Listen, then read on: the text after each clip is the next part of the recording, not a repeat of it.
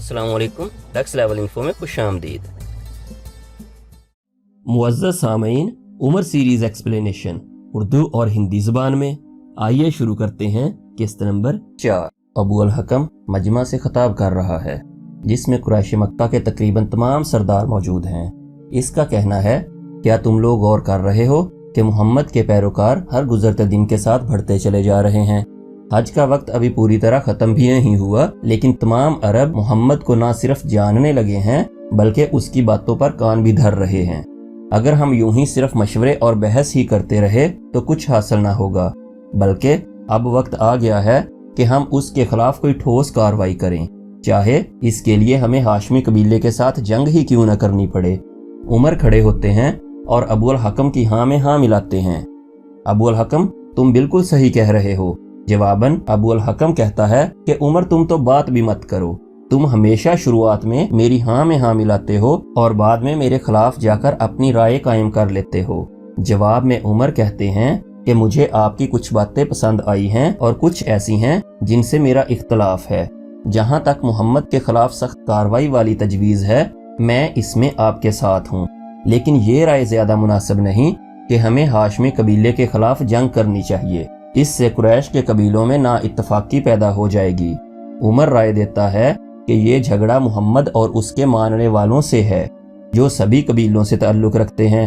तो हर कबीले का ये फ़र्ज़ बनता है कि वो ऐसे बागियों को ढूंढें, इन्हें सजा दें और सलाखों के पीछे डालें, जब तक वो पलटकर हमारे दीन से रजू न कर लें। और इस मकसद के लिए हम सबको अपने अपने घरों से ही शुरुआत करना होगी। अबू अल हकम उमर की इस राय पर इत्तफाक ज़ाहिर करता है।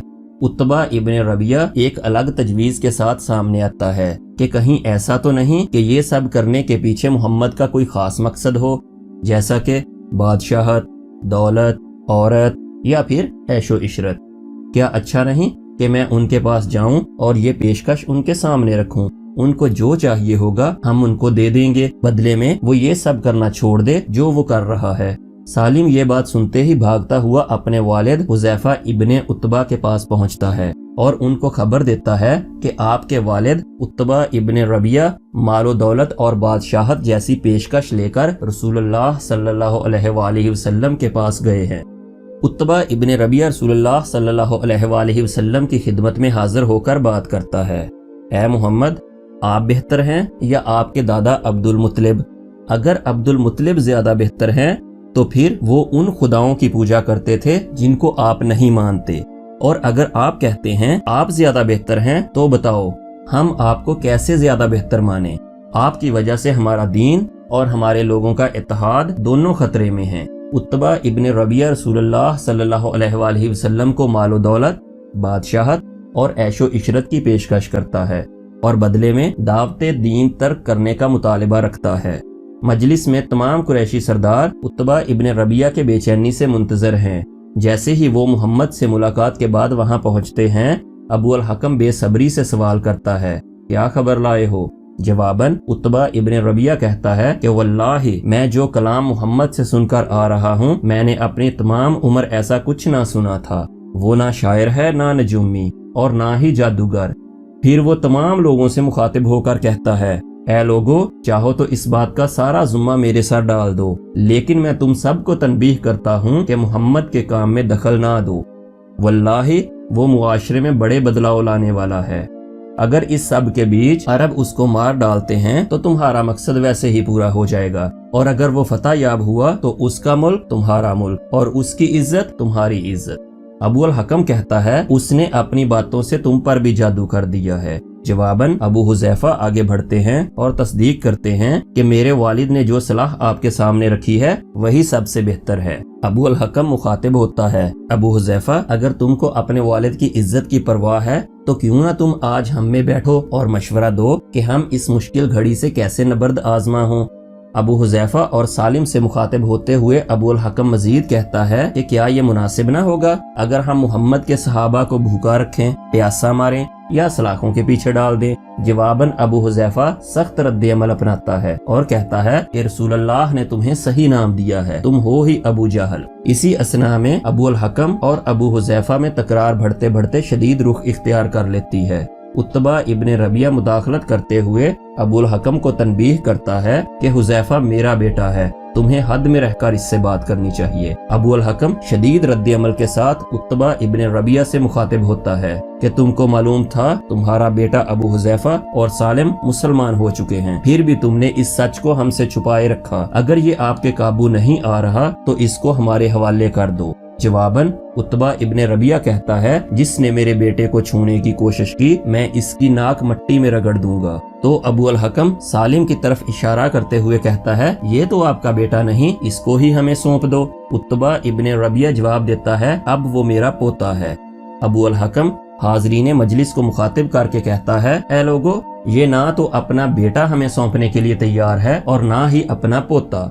उत्बा इब्न रबिया अबू अल हकम को मुखातिब करके कहता है, तुम्हें अब्दुल शम्स कबीले पर इल्जाम लगाकर बड़ी खुशी मिल रही होगी, लेकिन ये तुम्हारे खिलाफ भी जा सकती है। बेहतर होगा पहले अपने गिरेबान में झांको। तुम्हारा भाई सलामा इब्न हाशिम और उसका सौतेला भाई अय्याश इब्न अबी रबिया दोनों मुसलमान हो चुके हैं। बताओ ये बात तुमने लोगों से क्यों छुपाई? जिनके घर शीशे के होते हैं वो दूसरों के घरों पर पत्थर नहीं मारा करते अबू अल हकम। ये कहते हुए उत्बा इब्न रबिया वहाँ से रुखसत हो जाता है। अबू अल हकम अपने साथियों के हमरा मजलिस से सीधा अपने भाइयों के पास जाता है, उनसे तस्दीक करता है क्या वो वाकई मुसलमान हो चुके हैं। जवाब हाँ में पाकर दोनों भाइयों को जिंदान में डलवा देता है। दोनों के पाँव में बेड़ियां डाल दी जाती हैं। कैद खाने से रुखसत होने से कबल उमर से मुखातिब होकर कहता है कि ये दोनों जो कि तुम्हारे जिगरी दोस्त हैं यहीं कैद रहेंगे। अगर तुम इन्हें भूख प्यास से मरता हुआ नहीं देखना चाहते तो समझाओ इनको कि फिर से हमारे दीन पर लौट आएं। अबू अल हकम के वहाँ से रुखसत हो जाने पर सलामा इब्न हाशिम उमर से मुखातिब होता है, उमर क्या तुमको इससे खुशी मिल रही है? उमर जवाब देता है, इस सब के जिम्मेदार तुम खुद हो। वल्लाही मुझे इतना बुरा पहले कभी नहीं लगा जितना आज लग रहा है।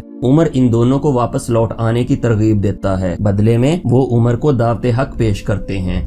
सलामा इब्ने हाशिम कहता है, उमर हम इस्लाम में भी अच्छे दोस्त ही रहेंगे जैसे पहले थे। उमर रद्द अमल देते हैं कि अब हम कैसे दोस्त रह सकते हैं? तुम दीन इस्लाम कबूल करने के बाद सोचते हो कि तुम लोग सही हो, हक पर हो, जबकि मैं गलत। सलामा जवाब देता है, उमर तुम हम दोनों से ज्यादा समझदार हो, तुम्हारी बातों में सच्चाई है और तुम हक बात करते हो, ईमानदार और बा अखलाक हो। जो दिल में होता है वही जुबान पर भी दिखाई देता है। उमर आप हर तरीके से बेहतर हैं। वल्लाही मैंने रसूलुल्लाह सल्लल्लाहु अलैहि वसल्लम को फरमाते सुना, मुझे लोगों के अखलाक सही करने के लिए भेजा गया है और जो लोग इस्लाम से कबल बा इखलाक थे वो इस्लाम में भी बा इखलाक ही रहेंगे, बशर्ते के वो इस्लाम सीखें। उमर जवाबन कहते हैं, तुम बिल्कुल मेरे भाई जैद की तरह बात कर रहे हो। उसे जब मुझसे कुछ चाहिए होता है वो बिल्कुल ऐसे ही बात करता है, लेकिन मैं तुम्हारी बातों में आने वाला नहीं। अगले मंजर में दिखाया जाता है कि उमर अदी कबीले के मजमा से मुखातिब है।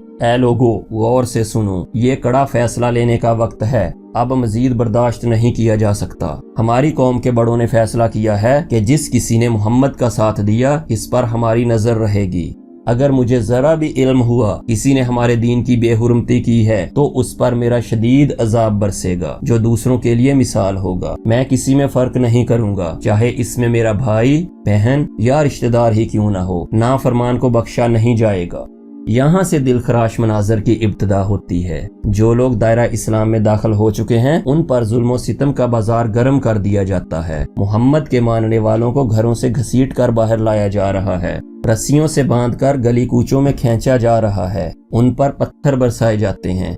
मक्का के बाहर एक खुले तपते सहराई मैदान में हर कबीले का सरदार अपने अपने कबीले के मुसलमान हो जाने वाले लोगों को मारते, खींचते और घसीटते हुए ला रहा है। मक्का के लोग मैदान के गिर्द जमा हैं और मुसलमानों पर होने वाले जुल्म सितम का तमाशा देख रहे हैं। अबू अल हकम इसी मजमा से मुखातिब है। ऐ लोगो, अगर तुम्हारे पास आंखें हैं तो देखो इन्हें और कान हैं तो इनकी चीखें सुनो। ये तो बस आगाज है। तुम में से कोई भी अगर हमारे आबाओ अजदाद के दीन से बागी होता है तो वो भी अपना ठिकाना यहीं देख सकता है। मोहम्मद हमें जहन्नुम से डराता है, लेकिन जहन्नुम तो यही है और आज ही है। हम बताएंगे जहन्नुम क्या है। ये कोई खबर नहीं है, हम दिखाएंगे जहन्नुम क्या है, क्योंकि देखकर ही यकीन आता है। जुल्म सितम का निशाना बन रहे मुसलमानों की तरफ इशारा करके तंजन कहता है, یہ ہیں وہ روم اور ایران کے بادشاہ، جیسا کہ محمد نے ان سے وعدہ کیا ہے۔ زخموں سے چور آہو پکار کرتے مسلمانوں کا مذاق اڑایا جاتا ہے۔ کفریہ کلمات کے ساتھ وہاں پر جمع شدہ لوگوں کو خبردار کیا جاتا ہے، جو کوئی بھی محمد سے ملنے کی کوشش کرے گا وہ ابھی سے اپنا انجام اس میدان میں دیکھ لے۔ پورے دن کے ظلم و ستم کے بعد ابو الحکم اور اس کے ساتھی جب وہاں سے رخصت ہو جاتے ہیں تو ابو بکر صدیق اپنے چند ساتھیوں سمیت درد کی شدت سے تڑپتے اور آہو پکار کرتے مسلمانوں کی داد رسی کے لیے پہنچتے ہیں، ان کو پانی پلاتے ہیں اور صبر رکھنے کی تلقین کرتے ہیں۔ دوسری جانب عمر بھی اپنے قبیلے کے دائرہ اسلام میں داخل ہو جانے والے لوگوں پر کوڑے برسا رہا ہے۔ عمر کا کہنا ہے، منع کیا تھا نا، جب منع کیا تھا تو پھر ہمارے دین سے بغاوت کیوں کی؟ واللہ میں تب تک نہیں رکوں گا جب تک میں تھک نہیں جاتا۔ عمر کا بھائی زید ابن خطاب عمر کو مخاطب کر کے کہتا ہے، آپ وہ عمر نہیں رہے جس کا چابک صرف ظلم اور ناانصافی کے خلاف اٹھتا تھا، آج اپنے ہی قبیلے کے غریبوں اور کمزوروں پر برس رہا ہے۔ عمر تو وہ تھا جس کا کہنا تھا، اخلاق کو داؤ پر لگا کر جیتی گئی جنگ ہارنے سے بدتر ہوتی ہے۔ جواباً عمر کہتے ہیں، میں وہی عمر ہوں جو اپنے لوگوں سے پیار کرتا ہے، ان کو اپنے سامنے بھٹکتے ہوئے نہیں دیکھ سکتا۔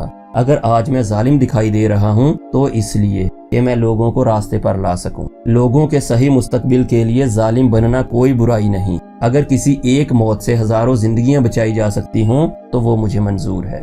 ابو الحکم کے بھائی سلامہ ابن ہاشم اور عیاش ابن ابی ربیعہ قید میں ہیں، ان کو بھوکا اور پیاسا رکھا جا رہا ہے۔ ابو الولید ابن عبد الشمس ان کے لیے کھانا لے کر آتے ہیں، کوئی بات کیے بغیر ہی کھانا پانی ان کو دے کر وہاں سے فوراً رخصت ہو جاتے ہیں، قبل اس کے کہ ابو الحکم یا اس کا کوئی ساتھی وہاں پہنچے۔ بلال حبشی کا آقا شکار پر جانے کی تیاری میں مشغول ہے، لیکن بلال ابھی تک وہاں نہیں پہنچا۔ جیسے ہی وہ بلال حبشی کو دیکھنے کے لیے اس کے حجرے میں آتا ہے تو اس کی حیرت انتہا کو پہنچ جاتی ہے۔ بلال مسلمان ہو چکا ہے اور نماز ادا کر رہا ہے۔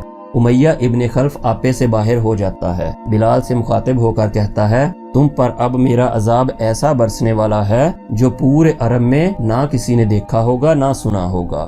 واہ بلال، تم پر قربان۔ بلال جواب دیتا ہے، میرا اللہ اگر میری آزمائش ہی لینا چاہتا ہے تو میں تیار ہوں، بس وہ مجھ سے راضی ہو جائے۔ بلال مزید اپنے آقا سے کہتا ہے، تمہارا یہ عذاب تو کچھ بھی نہیں ہے اس عذاب کے سامنے جو میرا اللہ تم پر برسائے گا۔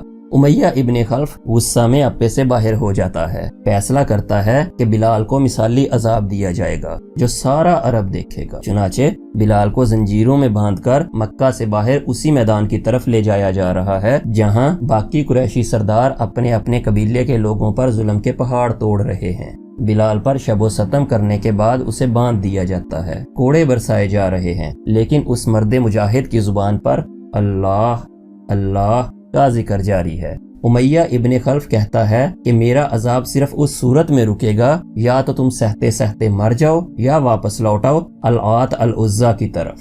دوسری طرف اسی میدان میں ابو بکر صدیق ایسے غلاموں کو خرید کر آزاد کرتے جا رہے ہیں جن پر قبول اسلام کی وجہ سے ان کے آقا ظلم و ستم کے پہاڑ توڑ رہے ہیں۔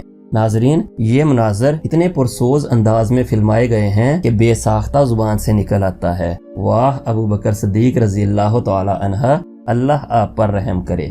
اللہ اور اس کے رسول صلی اللہ علیہ وآلہ وسلم کے بعد اس امت پر جتنے احسان ابو بکر صدیق رضی اللہ تعالی عنہ کے ہیں شاید ہی کسی اور کے ہوں۔ کہانی کی طرف واپس چلتے ہیں۔ امیہ ابن خلف بلال پر سارا دن ظلم و ستم ڈھانے کے بعد واپسی کی راہ لیتا ہے تو اس کی ملاقات ابو الحکم سے ہوتی ہے۔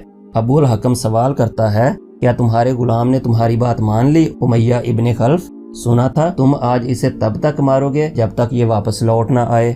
امیہ ابن خلف جواب دیتا ہے، کیا تم اپنے بگوڑوں کو مار مار کر تھک گئے ہو جو میری خبر لینے چلے آئے؟ کیا تم کو معلوم نہیں تمہارا ساتھی یاسر الانسی، اس کا بیٹا عمار ابن یاسر اور بیوی سمیہ بھی تو دین اسلام میں داخل ہو چکے ہیں؟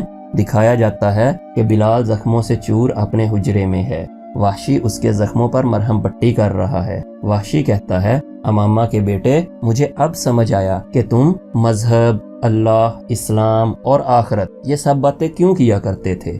کیا ضرورت تھی تم کو ان عربی لوگوں کے مذہب اور دین کے چکر میں پڑنے کی؟ بلال جواب دیتا ہے کہ دین، آقا اور غلام سب کے لیے برابر ہوتا ہے۔